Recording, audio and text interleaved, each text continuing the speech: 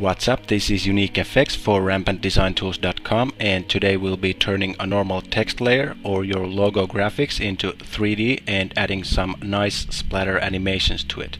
So we'll be using some footage from the Motion Design Elements collection, and you can find this collection from RampanTDesignTools.com. Just head on over to the products page and into Motion Graphics Products. And in here you will find the Rampant Motion Design Elements. So grab yourself a copy of this.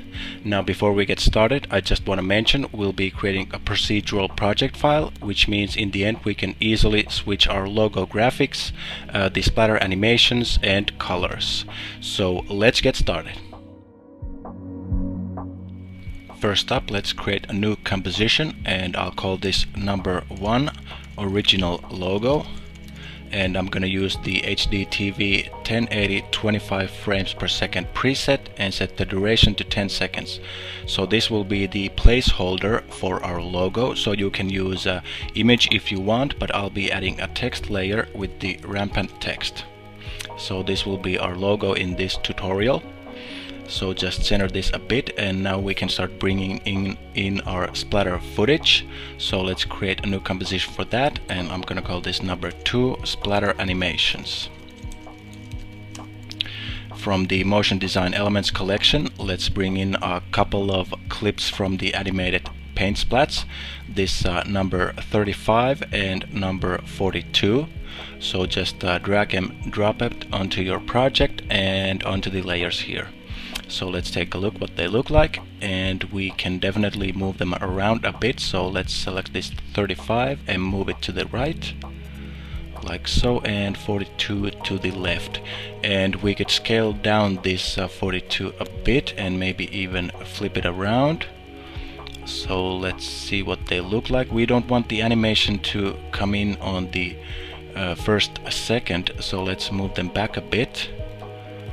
And let's add a bit of a gap there for the animation, so the first one flies in and now the second one, and we could definitely flip the first one so it flies in from the top. So go to layer, transform, flip vertical.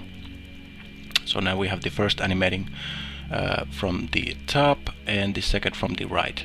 And we don't want to use completely white splatters, so let's add a tint effect to both of these, to the first one, and let's switch this to a nice lime green, maybe a bit brighter like so, and pink to the next one.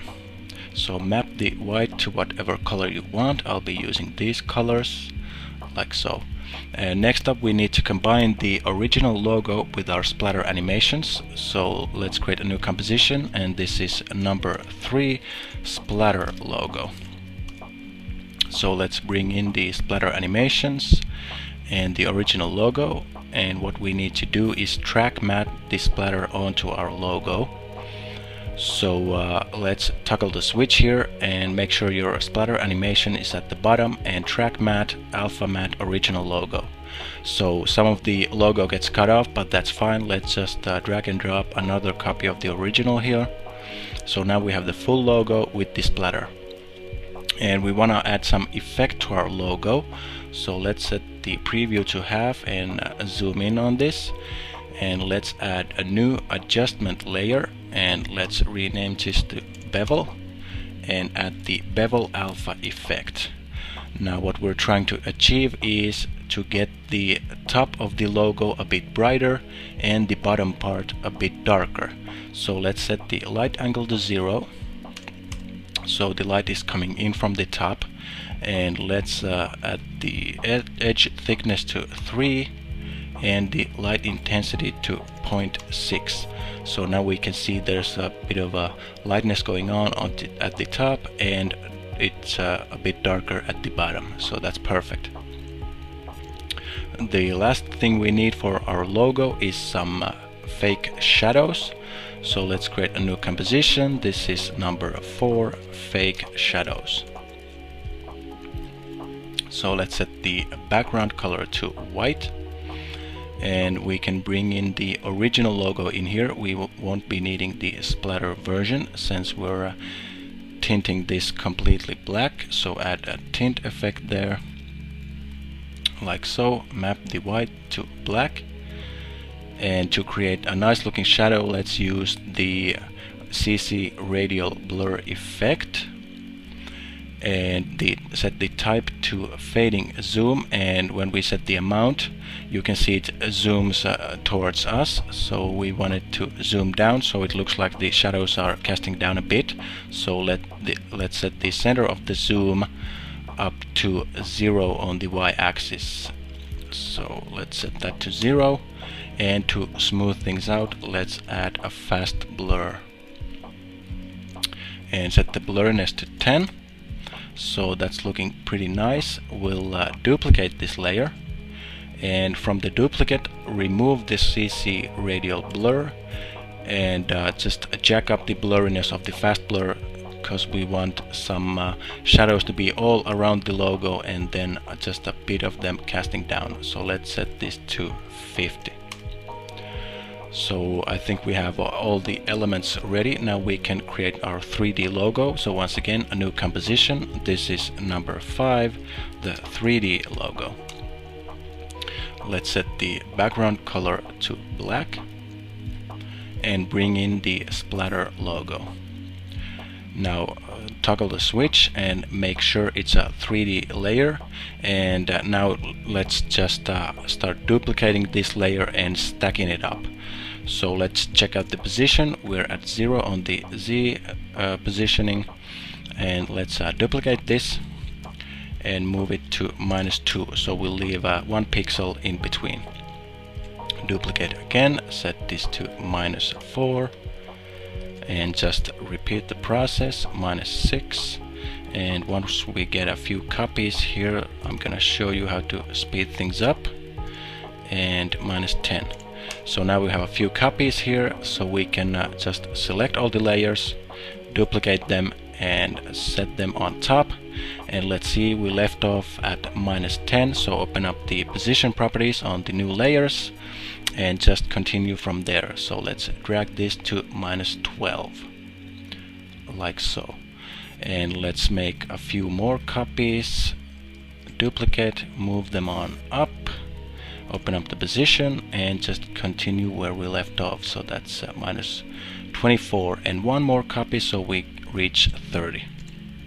So now our logo is 30 deep, and there's 16 copies as you can see.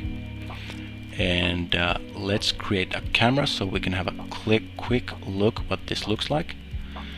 Just select the camera and select the orbit camera tool, and it's looking really good. The extrusion is nice and dark, and when we move on the timeline you can see the splatters coming in, and they're also a bit darker on the 3D effect, so that's perfect. We can now remove the camera and finally create a new composition, and this is number 6, the final composition. So this is where it all comes together.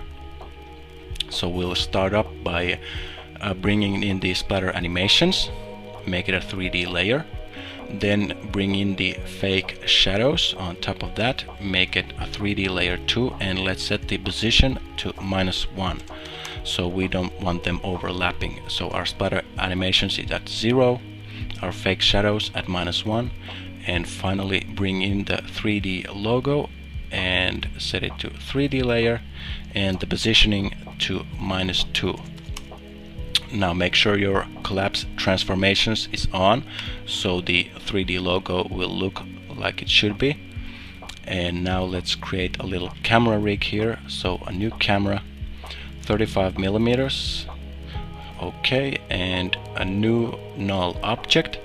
Rename this to camera control, make it a 3D layer, and link our camera to this camera control. So now we can easily rotate using this camera control null layer. So let's rotate to around 40 degrees and a bit to the right, and when we move on to timeline you can see just how cool this effect is. So we can see the splatters flying in and ending up on our logo, and that looks really good. So now we can add a background if we want. So let's add a new solid layer, call this background, bring it on down, add a ramp to it, and we'll set this as a radial ramp, and the start of ramp to the center, and the end of ramp to the lower right corner, so that's a 1920, and set the start color very light gray, and the end color to a bit of a blue gray. So that's looking very nice. So that's how you create a nice looking 3D logo with some kick-ass shadows and some animated paint splatters. And the beautiful part of this is, since it's a procedurally generated, we can easily go back to our original logo, switch it up to something else like unique, and back in the final composition everything is working without a hitch. So we can even bring in some images here, or just even add text. So let's add the rampant here too. So this is now rampant unique, and let's center these, and let's take a look at the final composition, and it's working perfectly. So same thing with the splatter animations, you can switch up the colors how you please. So let's set this to blue and the other one to red, and now back in the final composition everything is working perfect, and you can even switch up these splatter animations to something else, or leave one out completely, like so. So this is how you create a 3D logo with some animated paint splatters. I hope you enjoyed this tutorial. I would really like to get some feedback on it, so you can head on over to RampanDesignTools.com and into our community, and in here we have a section for the RampanTV where you can talk about the training and tutorials, or go directly to RampanTV and leave your comment down here. You can see some comments, so you can leave a comment down here.